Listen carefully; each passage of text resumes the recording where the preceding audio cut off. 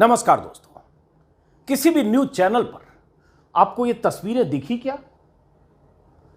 ऐसी भीड़ की तस्वीरें किसी भी चैनल से आपको पता चला क्या कि देश की राजधानी दिल्ली में आज लाखों लोग जुटे थे?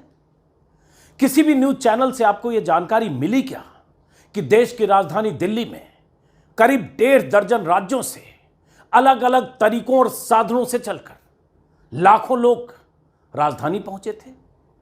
किसी भी न्यूज चैनल से आपको यह पता चला क्या कि देश की राजधानी दिल्ली के रामलीला मैदान में, ऐतिहासिक मैदान में आज एक ऐतिहासिक जनसभा हुई है?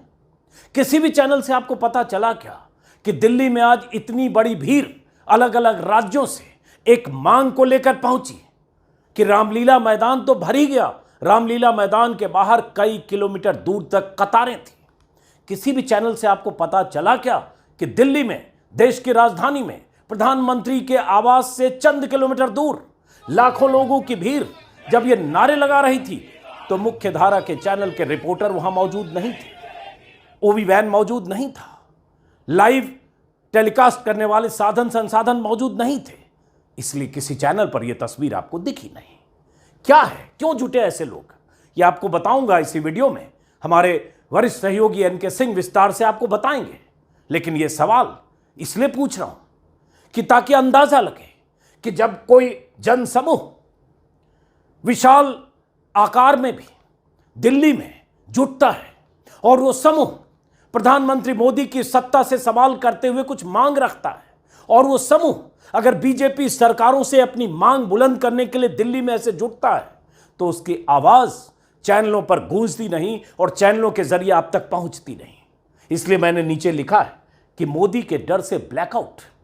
क्या यह मुमकिन है कि दिल्ली में लाखों लोग जुट जाएं, विशाल जनसभा हो और उसके बाद चैनल पर 2, 4, 3 मिनट के लिए भी वो खबर न दिखे तो क्यों न मान लें कि मोदी के डर से यह ब्लैकआउट है, क्योंकि ये जो लोग जुटे थे इनकी मांग मोदी और मोदी की सत्ता से है, बीजेपी की सरकार से। ये लोग ओपीएस की मांग को लेकर जुटे थे, ओल्ड पेंशन स्कीम, जो पेंशन स्कीम कांग्रेस शासित राज्यों में 4 राज्यों में लागू है और झारखंड में लागू है, बाकी बच गए बीजेपी शासित राज्य। वो स्कीम जो प्रधानमंत्री वाजपेयी के कार्यकाल में खत्म की गई थी और जिस मांग को लेकर देश भर के लाखों कर्मचारी आंदोलित हैं। क्या नारे लगे, और फिर कहूंगा एनके सिंह विस्तार से इस पेंशन स्कीम के बारे में कुछ मिनट के बाद इस वीडियो में आप देखेंगे। मेरा मकसद तो यह बताना था कि चैनल कैसे ब्लैकआउट करते हैं अगर आप बड़े जन आंदोलन का किरदार बनकर दिल्ली पहुंचते हैं, लेकिन उस आंदोलन की मांग अगर मोदी की तरफ है तो वो उस आंदोलन की आवाजों को कैसे दबाया जाता है। अब ये तस्वीर देखिए और इस आवाज को सुनिए।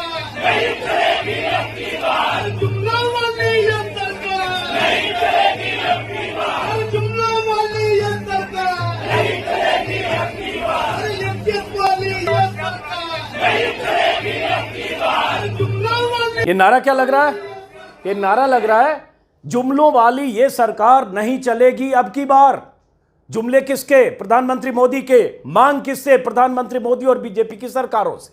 अब ये तस्वीर देखिए, इसलिए मैंने कहा ये ऐतिहासिक तस्वीरें। अब ये रामलीला मैदान खचाखच भरा हुआ है, वायरल वीडियो है ट्विटर के हवाले से। इतने सिर हैं कि यहां दूर दूर तक रामलीला मैदान में कोई पैर रखने की जगह नहीं, और यह सब स्वतःस्फूर्त है। ये किसी राजनीतिक दल की तरफ से जुटाई गई भीड़ नहीं है। इनके लिए 50 रेलगाड़ियां और हजारों बसें, उसके इंतजाम बीजेपी या कांग्रेस किसी दल ने नहीं किए। ये वो संगठन है, देश भर के संगठन, जो संगठन मांग कर रहे हैं ओपीएस, ओल्ड पेंशन स्कीम के लिए, और काफी दिनों से तैयारी कर रहे थे। अब तस्वीरें देखते जाइए। आप इसी से सोचिए कि इतनी बड़ी खबर को, इतनी बड़ी सभा को, इतने बड़े जनसमूह में उठी मांग को कैसे चैनल्स की तरफ से दबा दिया गया और आप तक ये मांग पहुंची नहीं, आप तक ये तस्वीरें पहुंची नहीं। ये तस्वीर, सारी तस्वीर अभी कुछ घंटे पहले की दिल्ली की है। ये देखिए कैसे ठसाठस सड़कें भरी है, लोग आ रहे हैं, रामलीला मैदान की तरफ बढ़ रहे हैं। ये रामलीला मैदान की तस्वीर है। ऐसी तस्वीर मैंने अन्ना आंदोलन के समय देखी थी। ऐसी तस्वीर तब दिखती है जब प्रधानमंत्री कि कोई सभा होती है और बीजेपी के नेता कार्यकर्ता 2 महीने से काम करते हैं, सैकड़ों बसों में, कई बार हजारों बसों में लाद कर वहां लोगों को पहुंचाया जाता है, लाया जाता है और उसके लिए तमाम तरह के इंतजाम होते हैं। लेकिन ये ओल्ड पेंशन स्कीम की मांग करके दिल्ली आए लोग थे जिनकी आवाजों को दबाया गया या आप तक नहीं पहुंचाया गया।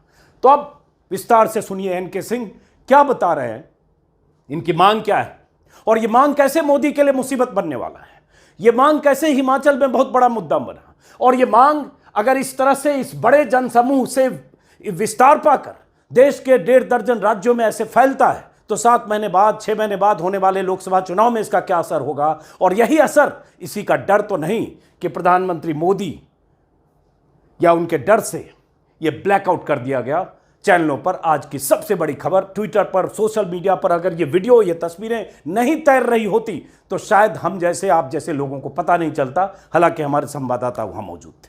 अब एनके सिंह से विस्तार से सुनिए और समझिए कि ओपीएस कैसे बहुत बड़ा मुद्दा अगले 6 महीने में बनने जा रहा है। सुनिए एनके सिंह से।